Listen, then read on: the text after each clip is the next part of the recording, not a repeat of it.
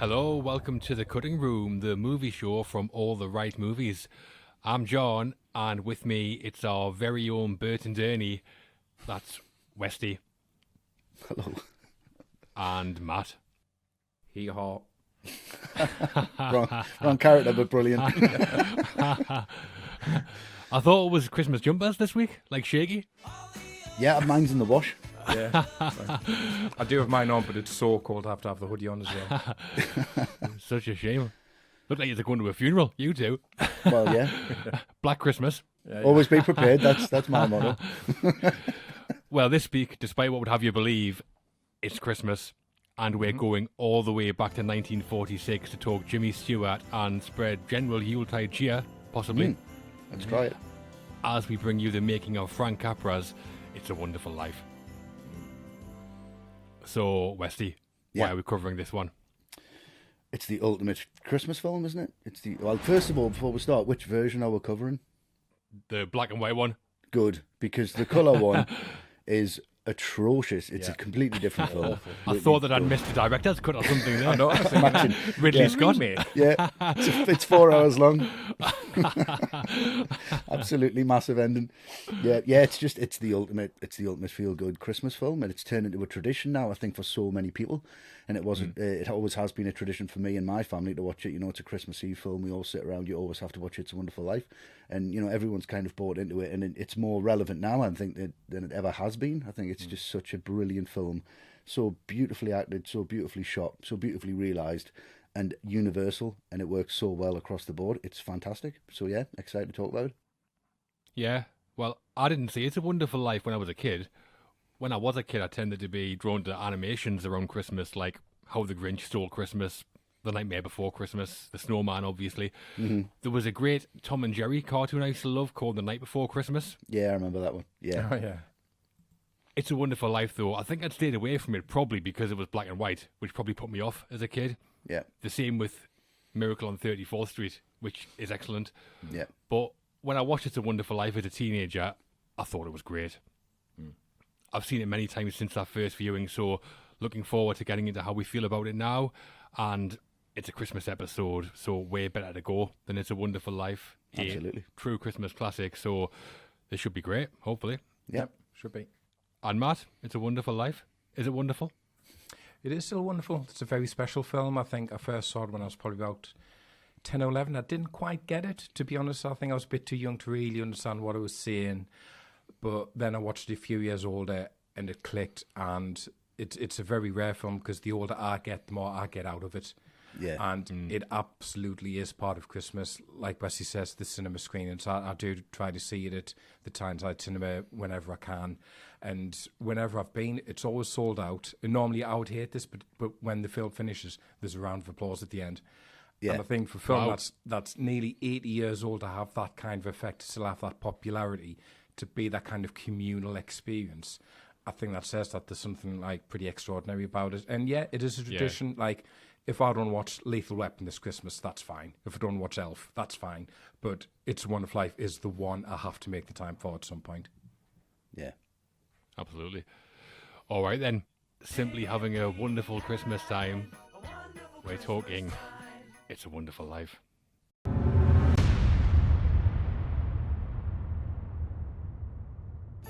Christmas Eve and all in Bedford Falls is not well. Contemplating ending it all on a snowy bridge, banker George Bailey is saved when his guardian angel Clarence shows up to teach him the important things in life and the true meaning of Christmas. We stepping into Christmas this year, Westy? Always. Hop, skip and jump, you know me. How many puns are you going to get in here, John? Just, you know. It's a Wonderful Life was directed by Frank Capra, written by Capra, Francis Goodrich and Albert Hackett, produced by Liberty Pictures, distributed by RKO Radio Pictures, and stars James Stewart as George, Donna Reed as Mary Hatch Bailey, and Henry Travers as Clarence. So, as we do on The Cutting Room, we're getting into It's a Wonderful Life by talking about the direction, the writing, the cast, our highlights, and then we're going to rate the film out of 10, aren't we? Yes, we are. So, here we go. A couple of C-bombs. I don't mean you two. Christmas and Capra. Capricorn. The director of It's a Wonderful Life was Francesco Rosario Capra. Frank Capra, for short. Before It's a Wonderful Life, he was already a Hollywood legend, a winner of 3 Best Director Oscars for these. So, how was Francesco's work here as director of It's a Wonderful Life, Matt? I think it's still his career highlight. I think better than anything he did before, and I don't think he bettered it after. And it should never be overlooked as how dark Capra lets this film become, which is why that ending is as emotionally uplifting as it is, because Capra takes you to the depths. And it's worth remembering, like, everyone knows the plot, but just think about it, you know, the character is driven to the point of suicide on Christmas Eve. And that scene on the bridge, which looks incredible, the snow coming down, the churning water, which looks so cold and so dark. It's also bleak. You watch it and you go, hang on. Why does everyone call this a happy film? When does the happy bit come along? And the standout scene for me, though, in terms of how dark Capra lets it go, is when George comes home on Christmas Eve after he's lost the money. Like, when he's hugging his youngest and he can't stop crying, that is tough to watch. But Stewart then just times the rest of that outburst so well. With everything that's gone on for him over the years, he's like a simmering pot on the stove, isn't he? And this is when he finally boils over. George, what's wrong? Wrong, everything's wrong. You call this a happy family? Why do we have to have all these kids? You can see it's all coming to a head. And I said at the top, I'll see this at the cinema like a few times. And when he smashes that table to pieces, you can hear a pin drop. It's absolute silence. You know, it's lost none of its impact. And the expression on his face as he's doing it, you know, contorted in rage and fury, it's horrific. Like, the only person who's had a worse Christmas Eve is probably Phoebe Cates and Gremlins. And that's how I found out there was no Santa Claus. You know, it's so dark, it's so bleak. And Capra knows how to use that. And I think the last interesting thing about the scene is something I didn't notice for ages, but when George smashes that table up, it's full of diagrams and models of buildings. So he clearly still has that passion and his dreams. And that's what he takes his anger out on. And ultimately, I think it's Capra at his best, is gauging the emotion in every scene so well, particularly the dark aspects of it. And the other thing I find interesting is how this film became as popular as it did, because it was made by Liberty Films, and when they went under, they were bought out by Paramount, and the film just gathered dust for years until 1974, when they forgot to renew the copyright on it. And this meant the film passed in the public domain, and that means TV stations could air it for free. But that, in turn, that enhanced the critical opinion of it, and people kind of came back to it. And by the 80s, that's when it was seen as the Christmas classic that it is today. And they have since renewed the copyright, and it's broadcast every Christmas Eve by NBC in America and Channel 4 in the UK. And I watch it most years when it's on Channel 4. Yeah. But I mean, I think it's pretty masterfully directed from Capra. Career-defining performances from pretty much every cast member, and Capra's control of the tone, I think, is excellent. At times, it's playing as a comedy. Excuse me. Excuse you for what? I burped. At other times, it's playing as a really dark drama. One of us is going to jail. Well, it's not going to be me. And then at the end, it suddenly flips to be like a Christmas fantasy. You've never been born. You don't exist. And at no point is it ever jarring. And it should be, because it changes so rapidly, so much. It's one of the best controls of tone I think I've ever seen. For me, It's a Wonderful Life in terms of just objective filmmaking stands head and shoulders above its peers. I mean, you can't really compare to Die Hard, to be fair, or Batman Returns. You could try.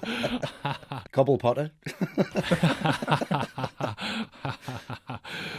I think it's one of the few Christmas classics that would still be a classic if it wasn't set at Christmas. Oh, yeah. It's like the fairy tale of New York of movies, and it's Capra's film, top to bottom. Superb work from Frank Capra, I think. Yeah. And Westy, what about you, Capra, on this? Yeah, I think it's just the visual flair that he brings to this, and the way that he kind of breaks so many rules.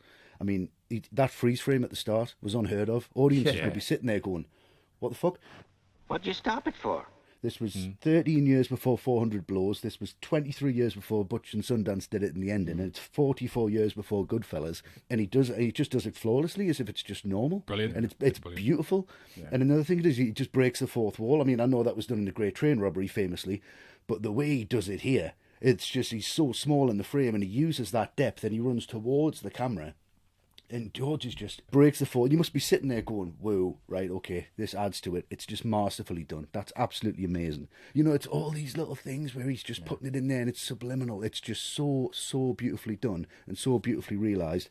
And you know, when Clarence is talking to him, when they're first coming out and they're drying off the clothes, and you've got the clothesline going across, which simulates heaven and earth, as far as I can see.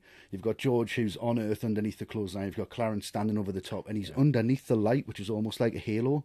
It's just subliminally beautifully done, and you watch it and you go, fuck me, that's amazing. And there's loads of bits all the way through it. I could talk about this for about 3 hours just on that. It is that good. Yeah.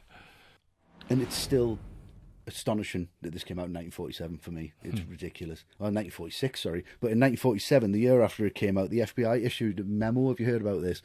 I've got it here written down. Called It's a Wonderful Life, a potential communist infiltration of the motion picture industry. It's rather obvious attempts to discredit bankers by casting Lionel Barrymore as a Scrooge type so that he would be the most hated man in the picture. This, according to sources, is a common trick used by communists. It's like, just leave it alone. That's how good it is. A common trick. Always casting Lionel Barrymore as Scrooge type figures. These communists. Yeah. Bloody commies. And I don't know how many people know this, but Capra actually enlisted to fight in World War II, which was at the peak of his career when that broke out. Yeah. And after the war, he set up Liberty Films with two other directors, George Stevens and William Wyler, who'd also been in World War II. And they set that Liberty Films up with the intention that they could make movies without any studio interference whatsoever. So Liberty then signed a 9-picture distribution deal with RKO Pictures, and they had the screenplay called The Greatest Gift, which Capra read, wanted to do it immediately as his first film, supported for $10,000. Yeah. Didn't Wyler get shot in the left ear, and that's where George's injury comes from? That's the influence. Oh, is it? Yeah, he got shot when they were over there, yeah. Oh, nice. Didn't know that. Yeah. But again, to get this across, Capra did have a reputation of being pretty intense on set. Not like, you know, William Friedkin intense, but pretty close. And there were a few problems between him and some of the members of the crew on It's a Wonderful Life. We'll get into some more of them later because there was quite a few. Yeah. And the composer on the film was Dmitry Tiomkin. Tiomkin and Capra had an existing long-term relationship, but that didn't stop Capra replacing some of his music. So Capra wasn't keen on some of the musical cues that Tiomkin came up with, so he replaced them with stock music from the RKO library, which is outrageous. In the drugstore sequence at the start, Tiomkin composed music for it, not knowing that Capra had already decided not to use music for it. Now, I'd love to hear what that is. Yeah, I've got no idea. And Tiomkin was furious about all of this, so obviously, and then the two of them fell out as a result.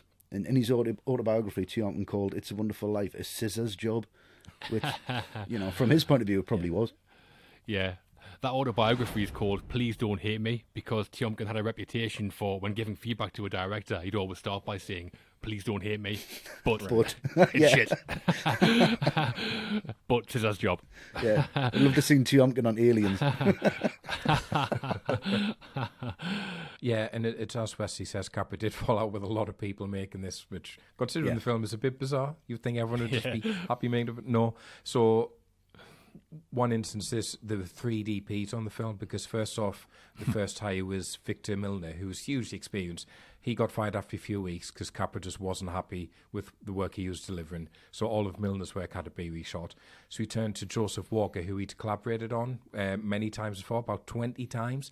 Yeah. Halfway through, Capra asked him to light a scene a different way. And Walker just said, no, I'm not doing that. This turned into a huge argument on set. So Capra turned to Walker's assistant, Joseph Byrock, and said, can you shoot it the way I want? And Byrock shamelessly went, yeah, I can. His assistant as well. No, his assistant. And Byrock just took Outrageous. over. And that's why the Sue credited DP's outrageous behaviour. Yeah, no Joseph, shame. do you reckon Clarence was like uncomfortable with the lighting, and that's why he shouted Joseph so many times? Oh, Joseph! Joseph! He doesn't know which one he's talking to. Joseph! Yeah, I'll tell you what, for all the peace on earth, goodwill to all men message of It's a Wonderful Life, Capra sure went out of his way to piss everybody off when he was making it. Mental. It's a shitty crew. Well, to finish on Frank Capra, I've got a quote from the man himself, so get a load of this. Right. On It's a Wonderful Life, Capra said, I thought it was the greatest film I ever made. In fact, I thought it was the greatest film anybody ever made. Brilliant. I mean, steady on, Frank. You need that kind of confidence. We're still watching it and clapping now, 80 years later, so I think you Very might true. be right. The credited writers on It's a Wonderful Life are Francis Goodrich, Albert Hackett, and Frank Capra. Goodrich and Hackett were a wife and husband writing team who had already been Oscar nominated for The Thin Man in 1934 and its sequel, After the Thin Man, in 1936. And Frank Capra, this was his first screenplay writing credit. Didn't stop him calling all the shots though. Blimey. That's good. So a pretty accomplished writing team on It's a Wonderful Life then. Does it show, Westy? I think it really does. I think this is one of the tightest screenplays and tightest stories I've ever seen. There's such a setup and payoff for everything. The way he sets up the bar at Martini's, and then it's Nick's, and then everything that happens has these payoffs, and they're really emotional, and every time you see one you want to punch the air. And I think that kind of writing is really, really rare, and people have tried to match it and they've never touched it. And with this being so personal as well, I mean, you can see it is. And Capra has taken a lot of inspiration from his own life. So Harry becomes an engineer, and George's friend Sam works in plastics. These both come from Capra's own education in chemical engineering. The Martinis, who I've mentioned, who own their own bar, are based on Capra's own family, who emigrated from Sicily in 1903. And in the film, we see a goat, which I always thought was weird, in the back of the car. Yeah. You've seen that? But like Capra, it means goat in Italian, which is fantastic. Yeah. Charles Dickens in A Christmas Carol is clearly an influence, and Potter's clearly Scrooge, this greedy, heartless miser, and that's always in there. George being shown Bedford Falls would have been like if he wasn't born. I think that's just such a better idea than what Dickens came up with. It's brilliant. Outrageous. It's a better idea. No ghosts, just nothing. Like, if you didn't exist, that's more terrifying than being shown what you've done and you've forgotten about, because he remembers everything. And it's taken away from him, and that's even more harrowing. I think it's fucking brilliant. Yeah. It is brilliant. Like Frank Cross as well. He's the other Oh, ghost. yeah. Someone wants to make The Night the Reindeer Died for real. I'll watch that. Like Lee Majors. Yeah, I mean, the writing here, they've got a lot to cram in 130 minutes. The life of George Bailey. So the structure kind of focuses on the big key moments of his life. We go from saving Harry to meeting Mary to getting married. And when that sort of thing's done in films, I normally don't like it because it often means there's a lot of coincidences that have to happen. But here, it works brilliantly. And I think the reason it works so well is because of what I see as being the main theme of the film, which is helping others. All the way through the film, George sacrifices himself to help others, but every time he does, he's punished for it. He saves Harry and loses his hearing in his left ear. He saves Mr. Gower and gets a beating for it. He stops Potter taking over the building and loan and has to give up college. He carries on managing the building and loan so Harry can accept the job offer and has to give up on travelling the world. The message for the first two acts seems to be help others and you'll basically ruin your life. Yeah. But then Clarence comes along. He shows George what Bedford Falls would be like without him, and George sees just how much value his life has. And then we get the end with the townfolk. They help George because of all the times he's helped them, basically. So at that point, the message changes. It becomes, you should help others because it gives your life value, which is what Harry means when he sees... To my big brother George, the richest man in town. That theme drives every decision that the writers make from start to finish. And to me, that's the message that the film tells us. It's not just your standard Christmas movie message of help others. It explores it like good films do. And I think that message is the reason people keep coming back to the film every year. The writing here is fantastic. Easily as good as Jingle All the Way for me.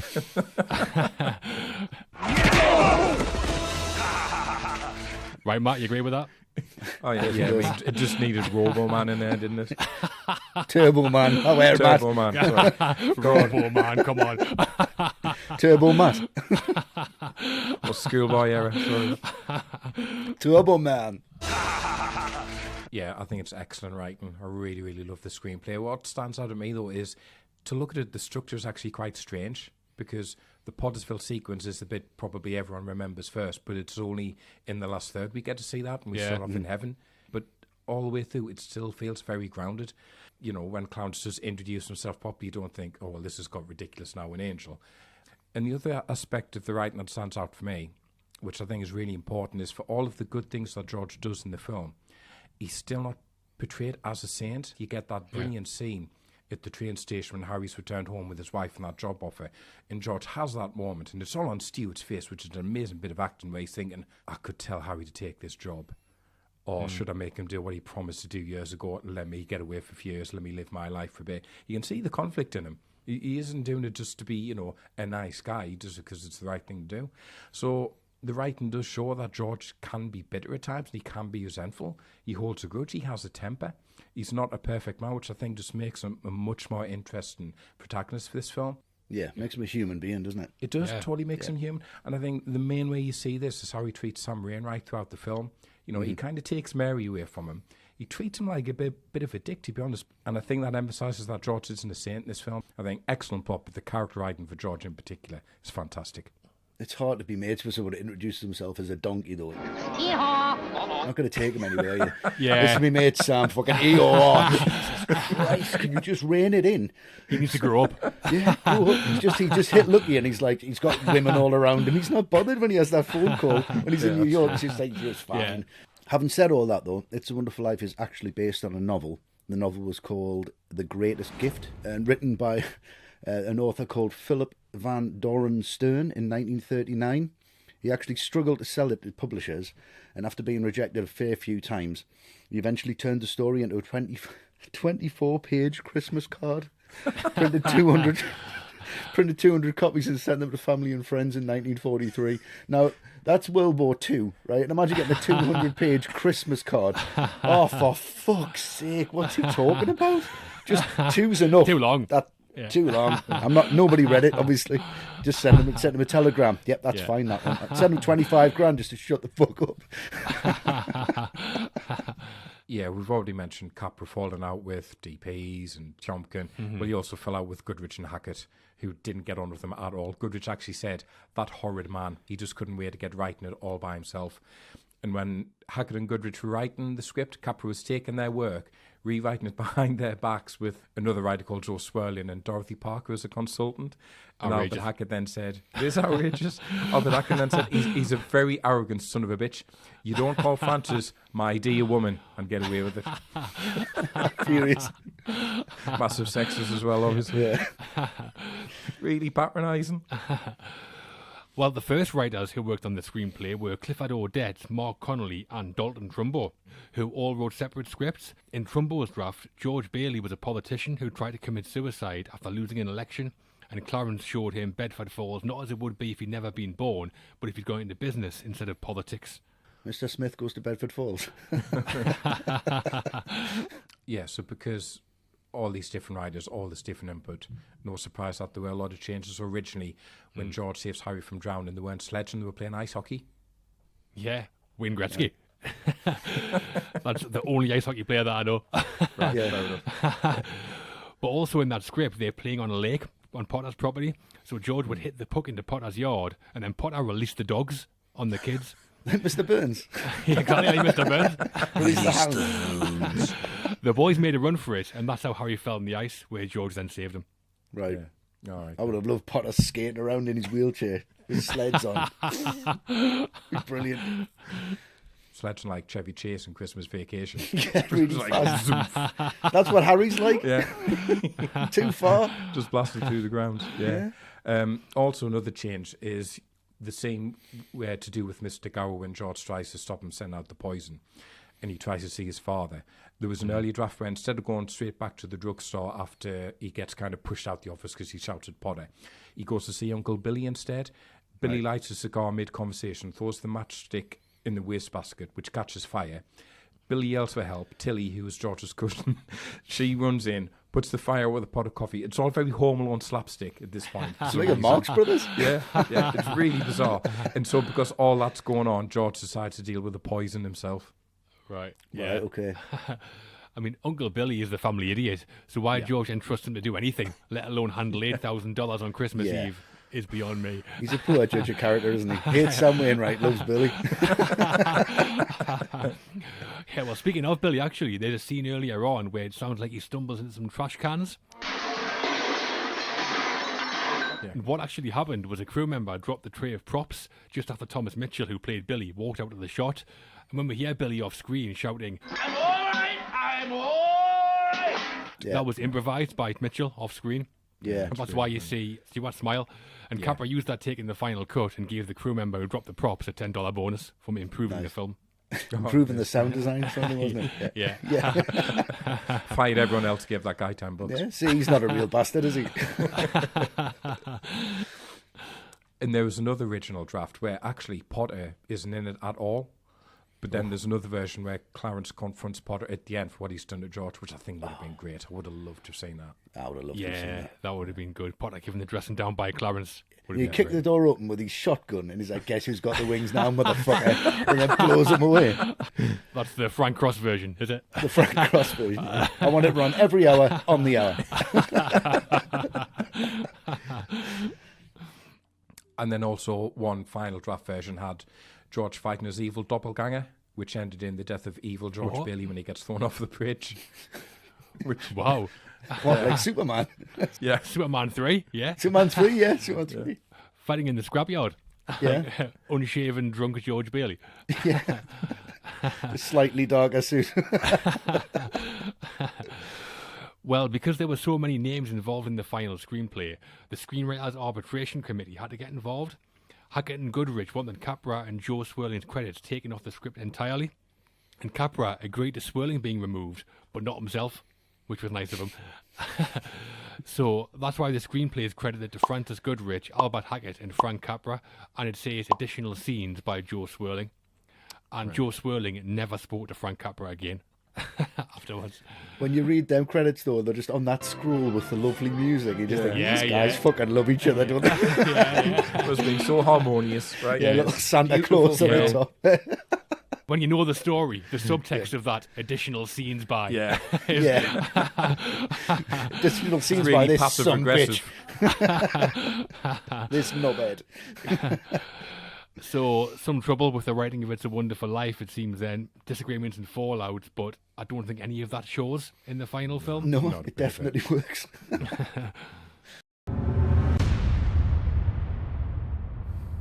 A Hollywood legend directing things on It's a Wonderful Life, and the same can be said for the cast. 5 Oscar-winning actors in the cast, and we're going all in on 2 of them. So, who are you starting us off with, Westy? Who do you think? Absolute. The only person I love more than Viggo Mortensen and Lord of the Rings. This guy is just flawless. Yes. You know, you're going to fall in love with him immediately, aren't you? Doesn't matter who you are. Jimmy Stewart as George Bailey in this is just incredible. His performance is just incredible. I mean, I might cry now just talking about how good he is. It's so authentic. It's fantastic. And what he brings to it is everything. Everything. Yeah. Anyone else in this role, it's a failure. It Yeah. just is. It's that important a role from, you know, just these opening lines of just, oh, no. I want a big one. And you just, Not great. you're in with him, you know, and he just is. And when he loses his temper, you kind of just want to get a hold of him, just be like, mate, you know, you're actually within your rights to feel like that. I totally agree with you. It's his best performance. It's one of the best performances I've ever seen by anyone, ever. Wow. Janie, haven't you learned that silly tune yet? You play it over and over again. Now stop it. I'll never, ever, ever get tired of it. I think it's just a performance that's just universal and absolutely timeless. Everyone can relate to Jimmy Stewart in this. That bit when he's walking with Mary and she's just in a dressing gown. Yeah, and This it's is a very interesting situation. And you just think, oh, what a sleaze. But when the way he delivers that line, you go, yeah, it is actually. Yeah, what we're going to do? Maybe I could sell tickets. You're just kind of with him all the way through it. It's just a beautiful performance. It's so heartfelt. It's so watchable. It's so fantastic. He just blows me away every time I see it. I can't believe how good he is. He's just incredible. And Capra also took inspiration from a famous figure at the time when creating George. There was a guy called Amedeo Giannini, who was a banker who started the Bank of America. And Capra, who was impressed with him and his humility, is partly based George Bailey on him. Now, I can't imagine somebody associated with the Bank of America being high up is going to be a sweetheart. I can't see that happening at all. Maybe when he kicks off, that might be it. But, you know, that's Capra's writing, isn't it? Just takes what he wants. Yeah. Rock Me Amadeo. Should have got that in there. But I agree, Wesley. I think it's one of the great lead performances by Stewart, surely. Yeah. Obviously, it's helped by the film because it's massive, but it's a huge performance from Stewart. Massive, yeah. People will be watching James Stewart as George Bailey forever, I'd imagine.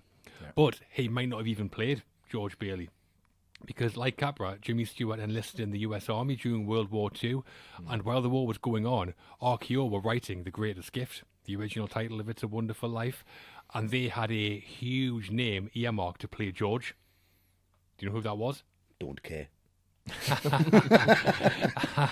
It was Cary Grant. All right, really? Right. Yeah, Okay. I think he would have been great, to be fair, but you Yeah. can't change it. Nah, too suave. He would have been too suave. Yeah, he wouldn't lose his cool like Jimmy Stewart does. Yeah. Why, Dudley. And when Capra came in as director, he briefly considered Henry Fonda as George, but really he only ever wanted one man, and that was, of course, Jimmy Stewart. So Capra met with Stewart in the earlier restaurant, and Capra told him the whole story of It's a Wonderful Life. But at the end, Capra himself actually said, well, this doesn't really sound too good, does it? So, but then Stewart replied, Frank, if you want me to be in a picture about a guy who wants to kill himself and then an angel comes down named Clarence and who can't swim and I save him, when do we start? Which is great. And I also heard as well that Lionel Barrymore had quite a hand in getting him involved. And he said, you've got to play this. And Right. there you go. Lo and behold. Or praise be for Lionel Barrymore, in that case. Absolutely. Yeah. Nice guy off screen. Yeah. Well, after the war, James Stewart had actually been working in his family's hardware store in Pennsylvania. Imagine that. You go to the shop for some screws and Jimmy Stewart serving you. Yeah, like Michael J. Fox and Teen Wolf. Give me a keg of beer. Yeah, and did you know Blue Bondi, who plays Ma Bailey, she actually played James Stewart's Ma 5 times on screen. So really? the vivacious lady of Human Hearts, Mr. Smith Goes to Washington, this, and then in the Jimmy Stewart show, and up until her death in 1981, James Stewart would always call her Mom, which is lovely of him. Lovely. Yeah. Too many kisses on the lips for me, though, in this Oh, film. that is a bit weird.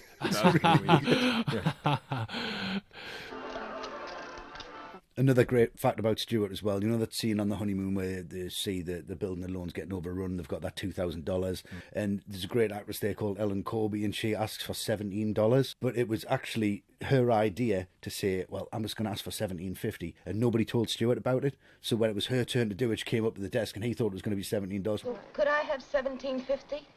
And then when he kisses her, it's like a real reaction to it. He's like, oh, God bless you. And I thought she was absolutely fantastic. One of my favourite bits in the film, actually. Yeah, it's pretty Yeah, I love that bit. One of the most heartwarming parts in the film, which is saying something. Tom, though, the guy who demanded $242 when he clearly he's a needs dick. nowhere near that much. No, Tom, just enough to tide you over until the bank. I want $242. And then his Closes my account's still open. Yeah. it's- And Ellen Corby, who, as you say, plays Mrs. Davis, she went on to play the grandma in the Waltons. Do you remember that? Do you remember the Waltons? Oh, Yeah, right. of course. Just about, yeah. Yeah, And she won you 3 Emmys for that, actually. Really? Wow. Very good. And Matt, well, aside from Ellen Corby, which other cast member are you going to talk about? Well, I'm going to go for Mary Bailey, obviously, because, look, right, I've got so much sympathy for George. Yeah, we'll go. Here we go. Well, no, right, it needs to be said, I've got so much sympathy for George in this film. He deserves so much more than he gets. But, Donna reading this, I do want to say to him, George, have you seen who you're married to? he's life, pushing it. life is not that bad, mate. You could be doing a lot worse. When he first sees her in the school, that shot when she looks up, I Yeah. could just kill someone Yeah. to get in there. I swear to God. It's not quite up there with Grace Kelly's intro and Rear Window, but it's not far off. It's up there. And just as a performance, I think she's really, really good. And I think she stops Mary from becoming like quite a generic love interest, which she could have been. And she makes sure James Stewart doesn't totally dominate the film. I think she brings a lot to Mary. Like when she stands up to George and tells him to leave on Christmas Eve. George, why must you torture the children? Why don't you? That's fantastic, that scene. That's really, really good. And like Stewart, she's just got to do a lot of different tones in this film. She's got to do the romantic scenes. She's got to do the really dark stuff. She has to do comedy. And she is very, very funny in this film. Like, my favourite Mary scene of all is when she sees him walking down the street and she calls him into her house. What are you doing? And he is in a right grump. He just cannot be arsed with her. And she sticks Buffalo Girls on. And the way she starts singing along and then it just dies.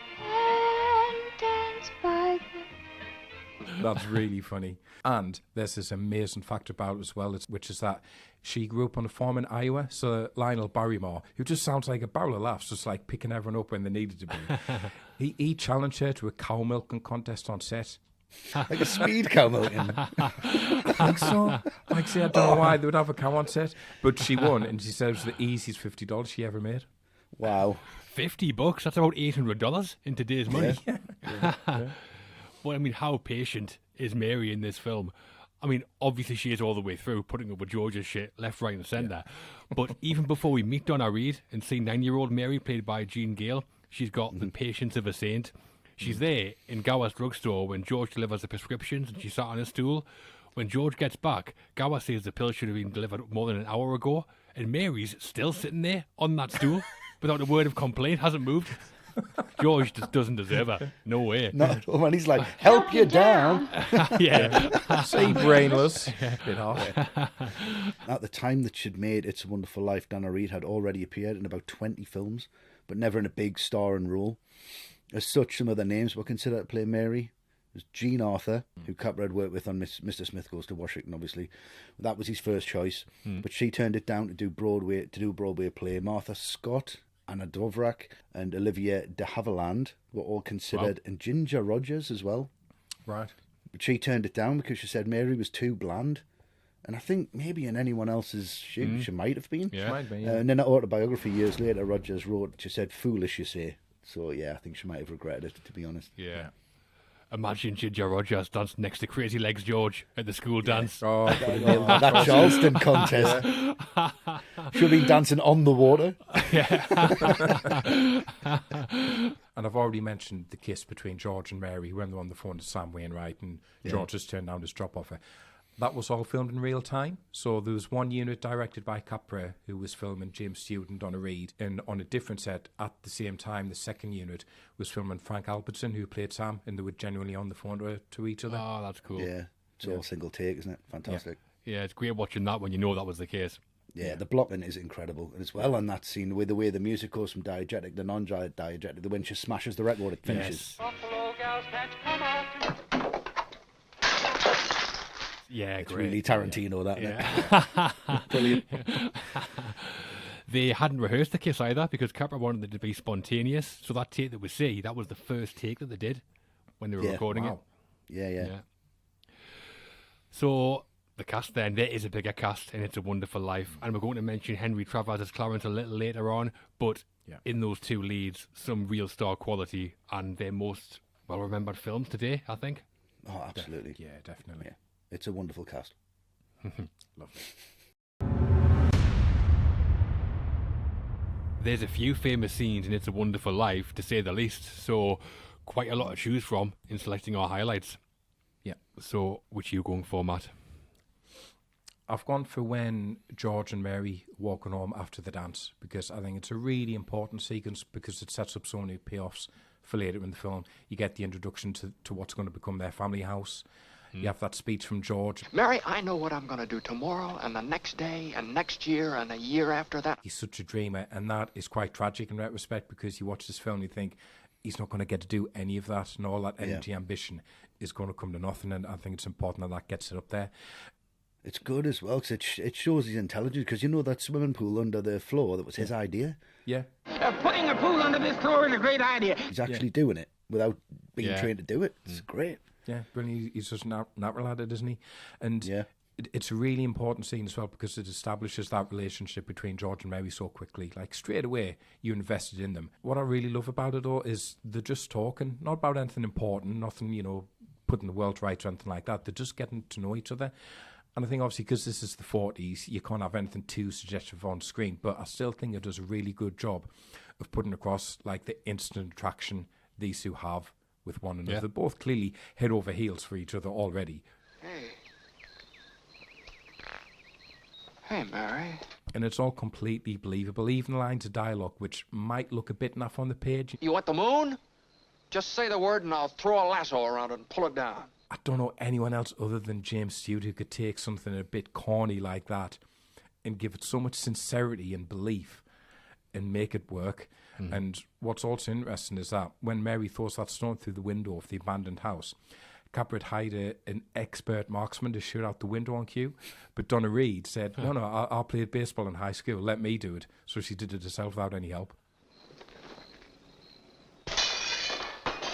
There's a round of applause from the crew as well when she did that, wasn't there? Awesome. Yeah, brilliant. First take as well. She did it on the first take. Yeah. Hell of an arm on her, Donna Reed. Well, comes from milk and That cows, cow will doesn't it? tell you. Yeah, I got there. So the film spans 26 years, 1919 to 1945, and over the course of it, Donna Reed plays Mary between 18 and 35. Donna Reed herself was 25 at the time, so that works really well. She's always believable as Mary. No way, though, can almost 40-year-old Jimmy Stewart pull off playing 21-year-old George. Look at those clothes. Yeah. He looks outrageous. A beanpole. It is brilliant, though. But for my highlight, I'm talking about probably the most famous sequence, what we've all been waiting for. Clarence is in there, and this is where it all goes. Pretty Charles Dickens in A Christmas Carol, as Clarence shows George what Bedford Falls would be like if he'd never been born. Seeing old maid Mary, Ma Bailey's boarding house, how Potter's taken over the town is really seedy and grim. It's all brilliant, all that stuff. Yeah. But speaking of Potter, him discovering the money and deciding to keep it, knowing full well what could happen to George, is diabolical It is behaviour. diabolical. Yeah. He looks the part as well. The Scrooge influence is obvious. I think he's got a very Alistair Sim look about him as Scrooge. Yeah, definitely. Yeah. But in real life, though, apparently, Lionel Barrymore had a really pleasant demeanour, like a lovely man. So Frank Capra spoke to his makeup team and told them to create a look influenced by American Gothic, the famous painting, which you can kind of tell. Oh, yeah.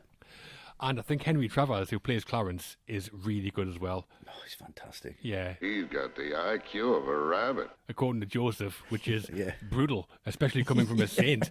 It's true, though, isn't it? It's fantastic. Even a saint hasn't got patience for him. The patience of a saint. Nah. Trying to order that drink in the bar. I was just thinking of a flaming rum punch. So Yeah. good. Rum punch. Oh, no, it's too cold. It's not too cold for that. Yeah. Not cold enough, yeah. And Travers plays him with this really childlike simplicity and wonder, which is perfect for Christmas, obviously. Only thing missing in this sequence is Clarence hitting George in the face with a toaster. That would have topped it right off. And Take him to Harlem. and did you know where Henry Travers is from? No. He's like our neck of the woods, isn't he, originally? He's from Prudhoe, yeah, so around our way. really? Yeah, so Clarence is a Geordie. Well, aye. Yeah, and in Pottersville, I've got to mention it because it's probably my favourite scene, definitely my favourite line in the film, is where George wants to go to Bailey Park, but it's where the cemetery is now, and that's where he finds Harry's grave, because yelling at Clarence, Harry Bailey went to war, he won the Medal of Honour, he saved the lives of every man on that transport, and it's when Clarence just shakes his head at him. Every man on that transport died. Harry wasn't there to save them because you weren't there to save Harry. That every time just sends a shiver down my spine. I mean, the delivery by Travers is exceptional. And it's just the whole point of the film, isn't it? You don't know the effect you have on people. You've just got to trust that you do, and it's a good one. It looks like it's like a universal horror film, the way it's lit. It looks incredible. The howling wind, the music, absolutely my favourite scene in the film. I think it's The brilliant. old Pottersville it's a film noir. Yeah, it it's is, dark. yeah. It's so dark. When he goes back to the house in Burton earlier, standing in that doorway and the backlit by the car light, it's one of my favourite shots of all time. It's just, it's exceptional. Yeah. That scene at the grave as well, surely an influence on Back to the Future Part 2, when Marty visits George's grave. Exactly the same. Definitely. Yeah. And Biff, that's Pottersville. yeah, exactly. It's all there. Yeah, and there's that great moment when he's in Martinis and he's breaking down and Walsh is next to him and he don't know it's Walsh. And it's just this beautifully nuanced performance from Stewart where there's no real dialogue and he's just praying. And there is a wide shot that you see and it shows kind of the whole bar. And Capra was just so taken by that whole performance that he's like, we need a close-up. But they didn't shoot a close-up, so what he did is he actually punches in on the negative and blows it up, which is why it looks a little bit more grainy and less quality than the wide shot does. But who cares? It's fantastic. Some serious acting chops from Stewart there, I think, isn't it? Yeah, it's unbelievable. I like it later on in the bar when it's turned into Nick's bar and Nick's in charge and he's like, Out you two pixies go, through the door or out the window. yeah. It's really good. Get me, I'm giving out wings. Yeah, brilliant sequence, all of it. But what's your highlight, Westy? It's the highlight that is just, it just makes the film. It's the end I would like to think that everyone who's watched this in the last 80 years, every flake of snow is everyone's tear who's watched this. It's going to be Niagara Falls worldwide. Niagara Falls, Frankie Angel. Yeah. Absolutely brilliant. You feel the same as he does. Exactly the same. Like, you wouldn't care if you went to prison at that point. There's no troubles at all. And I think everyone understands that. It's just so beautifully played out. And then Mary comes in and she puts the feelers out and everyone just rallies round. I mean, she basically creates the best Kickstarter ever. And it's just brilliantly done, the way they come in. And when Billy starts emptying that money out, that's it. I'm gone. It's like, fuck, this is so good. Oh, it's just so emotional. Everyone's just laughing, and it's just, everyone's just there, and it's the community that he builds. And the bit that gets me is that Bert's went to pick up Harry from the airport. I got a telegram and everyone's running around. He's gone home to get his fucking accordion. He knows there's going to be, this is going to be a fucking party. He's like, I've just seen him on the bridge. His lips bleeding, but he's over the moon. I'm getting my fucking accordion for this. It's absolutely brilliant. Class. It's absolutely brilliant. Zuzu gives that line.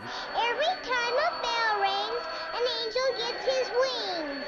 But it's when he goes, Attaboy, Clarence. Oh, I love it. Oh, fuck now.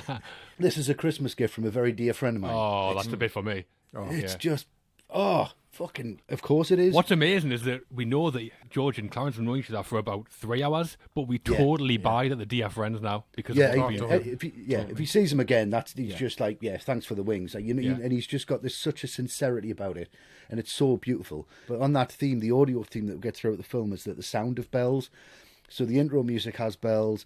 See bells on the Christmas decorations. You've got the Liberty Bell at the start. We hear a lot of cash registers, telephone ringing. There's a bell on Potter's desk. The bell of St Mary's is playing at the local cinema. There's loads of references. And going off what George's daughter says every time a bell rings, an angel gets its wings. There's a total of 42 angels that get their wings throughout the course of the film, because we hear 42 bells. If you don't cry at the end of this, then you're probably dead.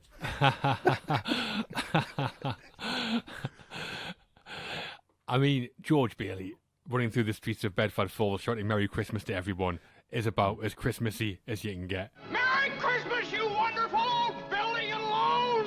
We've all done that, pissed when it's snowing. And he's running down King Street or Northumberland Street. Merry Christmas, HMV! But we see more of Bedford Falls at this point, and it all looks great. And it was all a set, which is impressive. Yeah. It took 2 months to build the set, and at the time it was one of the biggest that had ever been made. It covered 4 acres, included 75 stores and buildings, a working bank, a main street, a factory district, and a residential and slum area, and the main street was 300 yards long. And they also transplanted 20 oak trees, and for the snow scenes, 3,000 tons of shaved ice, 600 tons of plaster, and about 6,000 gallons of chemicals, and then pigeons, cats and dogs and some other animals were allowed to roam the set to give it a lived-in feel. Yeah. Must be a cow there somewhere. Yeah. And pretty much everything we see is a set. The frozen lake that Harry falls through at the start, Mr. Gower's drugstore where young George works, the bridge that George almost jumps from, all sets. Yeah. Looks fantastic, yeah. And also, another way this film innovated something was snow, because snow on film before It's a Wonderful Life was always done by painting a load of cornflakes, of all things, white, and then just drop them onto a scene. But whenever a film did this, obviously they made so much of a loud noise with all the crunching that any dialogue had to be dubbed in later, but Capra didn't want to do that. He wanted to record the sound live, so what they did instead was they basically invented a new effect from scratch, which used soap, water and foamite, which is what they use in fire extinguishers, and they pumped 6,000 gallons of it through a wind machine to create the effect of snowfall, and it was so revolutionary they won a special Oscar for this invention. You can see, though, when he gets Clarence in the water and he's dragging him along, it looks like that bit in Mrs. Doubtfire where he puts his face in the cake. Hello, dear.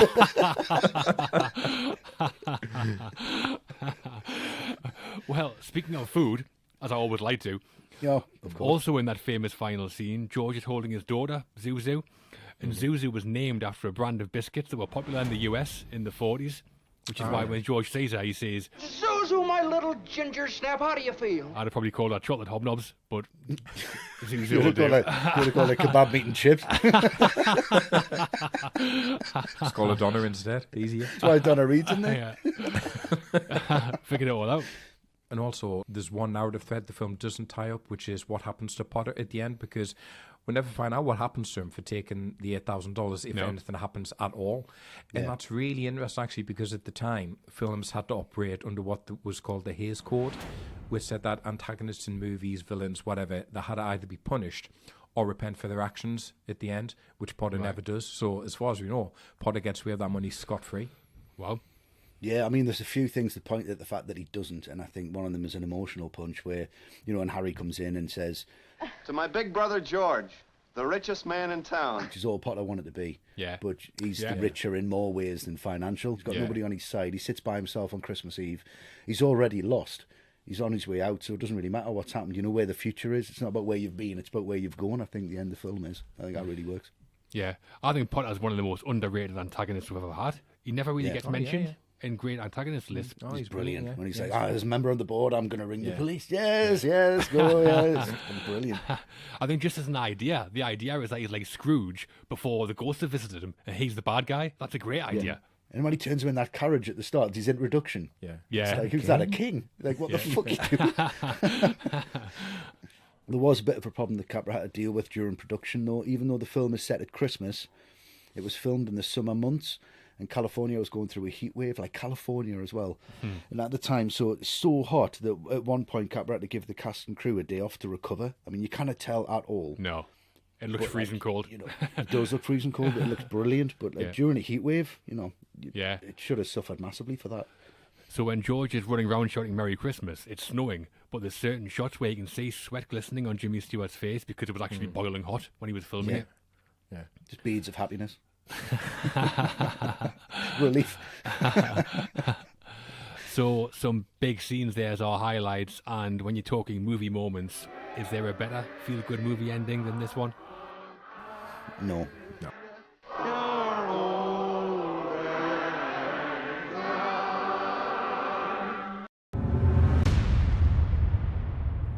Westy, you first, please.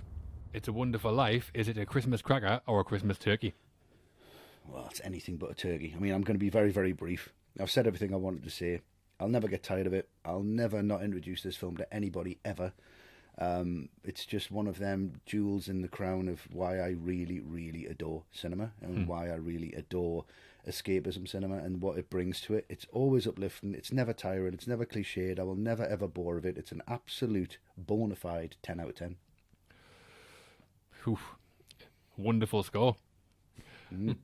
And I get it. I mean, this is more than just a great film. And it is a great film, but it's the Christmas classic.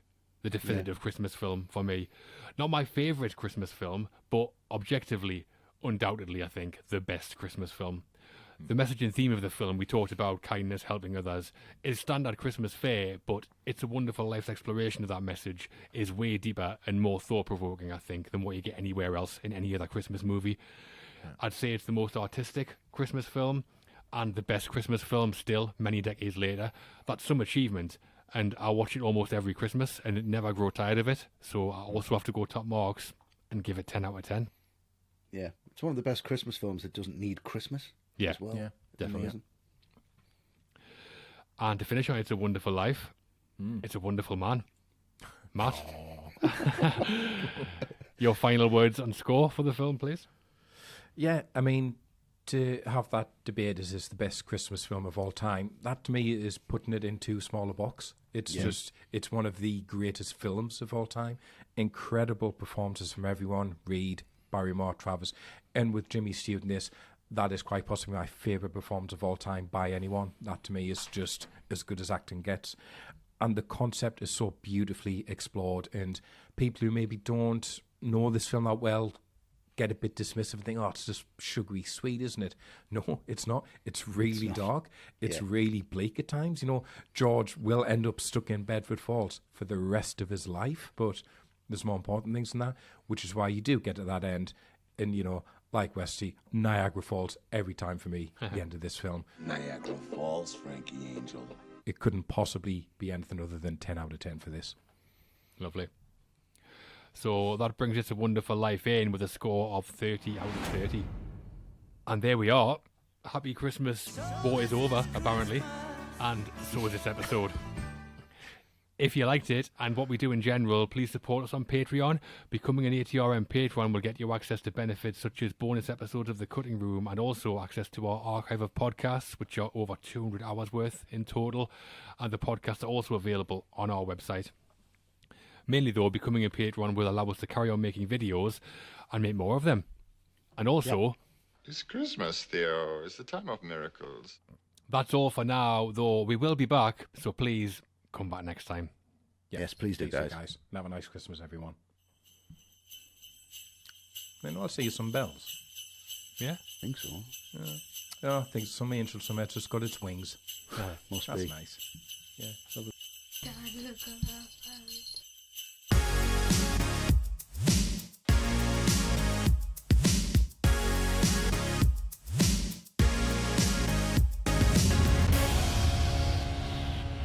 If you don't cry at the end of this, then you're probably dead.